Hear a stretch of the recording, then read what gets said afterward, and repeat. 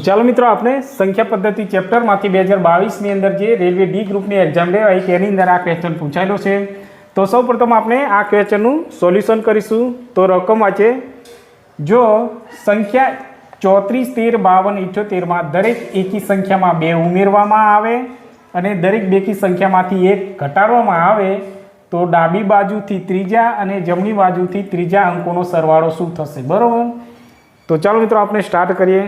તો સૌપ્રથમ આપણે આ રકમ લખીશું 34, 13 અને 52 તેમજ 78. બરાબર. ચાલો, હવે શું કીધું છે?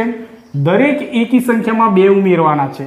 તો જો મિત્રો, અહીંયા જે 2ના ઘડિયામાં ન આવે એટલે કે 2 વડે નિશેષ ભાગી ન શકાય એ બધી એકી સંખ્યા છે. બરાબર. તો આ 3 પણ એકી સંખ્યા છે, 1 પણ એકી સંખ્યા છે, 3 પણ એકી સંખ્યા છે, અહીંયા 5 પણ એકી સંખ્યા છે અને 7 પણ એકી સંખ્યા છે. બરાબર.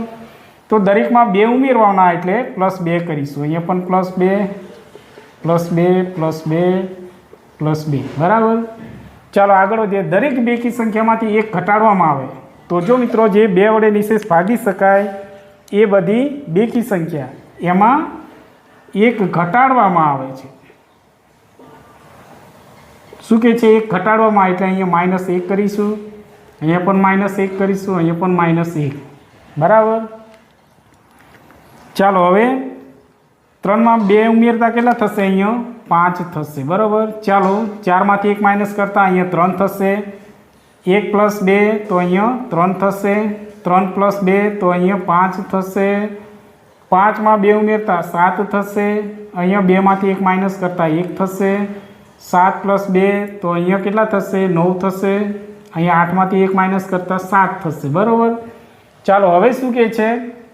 ડાબી બાજુથી ત્રીજા અને જમણી બાજુથી ત્રીજા. તો જો મિત્રો, આ રીતના આપણે જોઈએ તો આ જે છે આ જમણી બાજુ છે અને આ ડાબી બાજુ. બરાબર. તો આ બાજુ આપણે જમણી બાજુ લખીશું, જમણી બાજુ. બરાબર. અને આ બાજુ ડાબી બાજુ, ડાબી બાજુ. તો અહીંયા શું કે છે? ડાબી બાજુથી ત્રીજા એટલે 1, 2, 3 તો અહીંયા આવશે. પછી જમણી બાજુથી ત્રીજા એટલે 1, 2, 3 તો અહીંયા 1 આવશે. તો આ 2 અંકોનો સરવાળો શું થશે? તો 3 + 1 તો અહીંયા કેટલા? 4 થશે. તો ઓપ્શન નંબર ડી આપનો સાચો આન્સર. બરાબર.